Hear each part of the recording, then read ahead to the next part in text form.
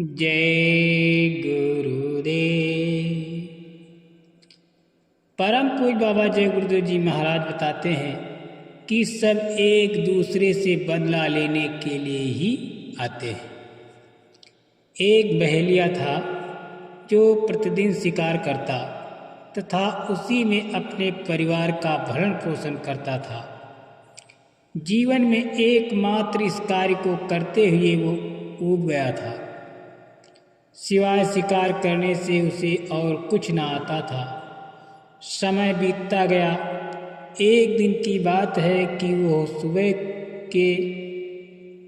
वो सुबह से दिन के तीसरे पहर तक जंगल में घूमता रहा, पर उसे उस दिन कोई शिकार न मिला। वो चिंतित हुआ कि आज मैं परिवार वालों को क्या खिलाऊंगा। अंत में संध्या का समय जब वो निराश होकर लौटने लगा तो उसे एक हिरणी दिखाई दी।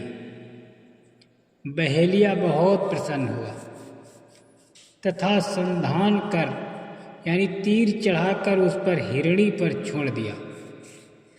तीर उसे लग गई और वो जंगल की ओर भागी।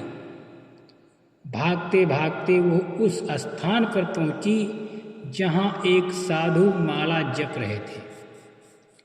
हिरणी ये सोचकर वहां बैठ गई कि साधु मेरी रक्षा कर लेगा।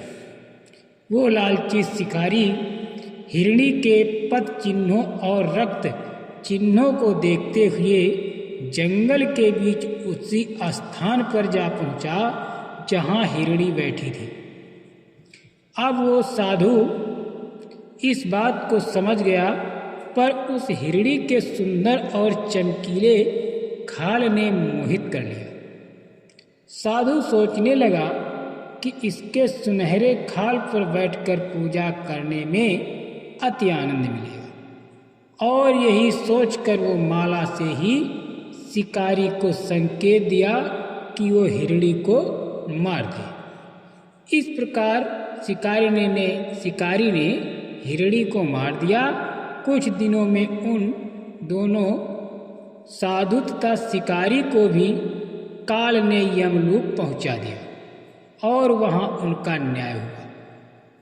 दूसरे जन्म में हिरणी एक राजा के यहाँ लड़की की योनि में आई तथा साधु और शिकारी एक दूसरे का भाई बनकर दूसरे राजा के यहाँ जन्म लिए। साधु छोटा भाई तथा शिकारी बड़ा भाई। जब बड़ा राजकुमार विवाह के योग्य हुआ तो उसका उसी राजकुमारी से तय हुआ। बारात बड़े धूमधाम से आई। छोटा राजकुमार सहवेला बना था।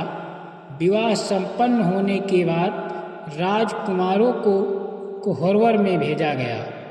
वहाँ केवल राजकुमारी थी तथा दोनों राजकुमार थे। बड़ा राजकुमार थका होने के कारण सो गया था। राजकुमारी उसे देखकर बहुत प्रसन्न हुई तथा ये सोचने लगी कि इनके कमर में कटार खोसने में कितना सुंदर लगेगा। ये सोचकर उसने बड़े राजकुमार के कमर में कटार खोस दिया। वो भूल से कपड़े के बाद पेट में ही चला गया और राजकुमारी ने उसे और भी ठोक दिया कि वो अच्छी तरह बैठ जाए, और फिर वो सो गई। सुबह होने पर राजकुमारी बड़े राजकुमार को जगाने लगी, पर वो तो मर चुका था। फिर तो राजकुमारी बड़ी दीन होकर जोरों से विलाप करने लगी। जब लोगों ने बाहर से दरवाज़ा खोला तो वो दृश्य देखकर बड़ी दुखी हुई। राजा ने पूछा कि ये कैसे हुआ, तो कोई भी कुछ उत्तर न देता था। राजकुमारी रो रही थी तथा राजकुमार चुपचाप बैठा था। राजकुमारी ने रोते हुए छोटे राजकुमार की ओर संकेत किया। तब उस बेचारे निर्दोष छोटे राजकुमार को पैर हाथ से हीन कर दिया गया तथा कठोर दंड दिया गया। इस प्रकार साधु, शिकारी तथा हिरणी प्रत्येक ने आपस में एक दूसरे से उचित रूप में बदला लिया। अतः इस संसार में हम दूसरों से जितने भी अच्छे या बुरे व्यवहार करते हैं, ठीक उतना ही भोग हमें प्राप्त होता है। जगत का आधार ही आदान प्रदान है। इसलिए संत जन हमें आदेश देते हैं कि जीवों को न सताओ, न उन्हें खाओ और न किसी के साथ दुर्व्यवहार करो। सदाचारी तथा चरित्रवान बनने का प्रयत्न करें। बचो बचाओ, शाकाहार अपनाओ।